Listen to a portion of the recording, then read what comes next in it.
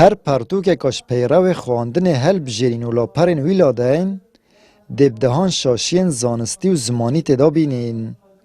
ات همان دمجدا بیرزی هم بر پیروزین اسلامه و دابونریتن کردوارین بهادارت نافده هنه. الویره دب کردی بحث چند نمونه کاش پرتوکا زمان و ادب کردی که این. ات کردیا پولا هفته دا درباره قانعی لاپر 133 هاتیه خواندنا ملاتی تمام کریه لی حج ملاتی نکریه.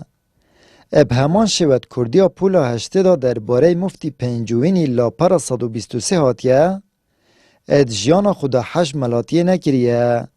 هرد کردیا پولا هشته دا لاپر 158 شارک ویرنگی هاتیه. کردستان تو قبلگه همونی تأسی خلقان دی مورا حادای من. الکردیا پولا نهه لاپر 137 اکجمن بستن هلبستا کردی نویسایه مینوشی. او شعره کل دورو برین رنشنین میوه خانه تنه وهاندن. اوت نمونه شعره دا شاعرد بیجید اگر اسمرم سر من میب شون.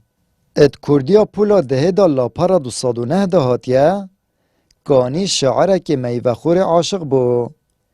اوش بلی کتلاو که درویش عبدی دا هاتیه روژه 3 جاران حاشایل دین محمدید کم.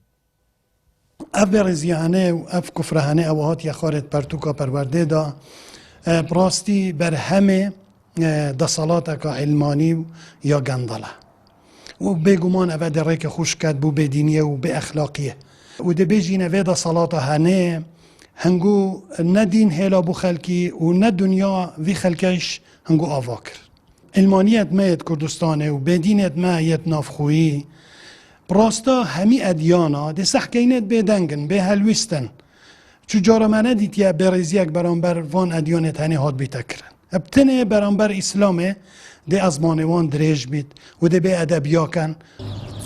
ماموستاین بسپورجید بجن ادبیات برای لاینین بلکو جوانیه.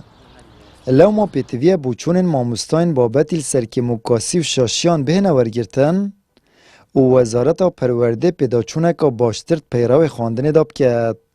اماک ماموستاش لاپری دست بی که حتی دمایی که امید گل پرتو کتشین.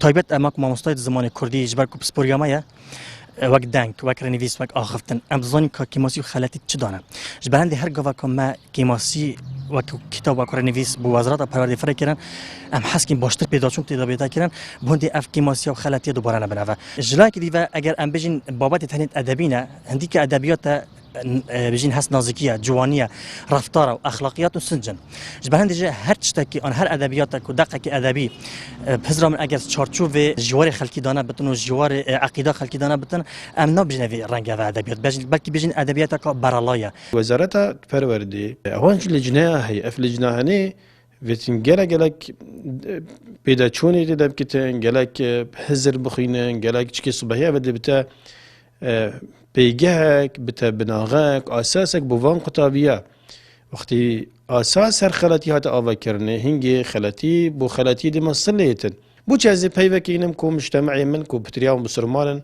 و دی پی ایشن بو چیز وان کلمان اینم کو بتر آوا کر من بو قطابیه من اجبلی برزین برانبر پیروزین اسلامه اتهمان دمجدا مورک حزباتی پیرو خواندن و دیاره و آشکرایی ناو پارتا دستالادارت ناو پرتوکا کردیه دهاتیه.